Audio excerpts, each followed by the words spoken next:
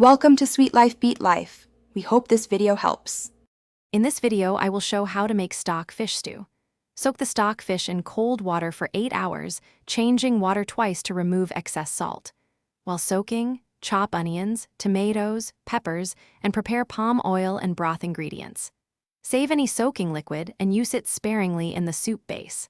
This early prep saves time and makes the final stew deeper and more balanced. Create a deeply flavored broth by simmering bones or heads with onion, pepper, bay leaf, and a small tomato for 30 to 45 minutes. Strain the liquid and return it to the pot, then add palm oil and diced tomatoes to build color and body. Gently simmer to meld flavors, tasting frequently and adjusting salt, pepper, or heat until the base tastes robust and well-rounded for the stew. Add the rehydrated stock fish into the strained broth near the end so it stays intact and tender, simmering gently for 10 to 15 minutes. Incorporate vegetables like spinach, okra, or cooked yams to give texture and body to the stew. Taste and adjust with a little lime or cayenne, then let the pot rest off heat for a few minutes so flavors settle before serving with rice, fufu, or boiled plantain. Thanks for watching.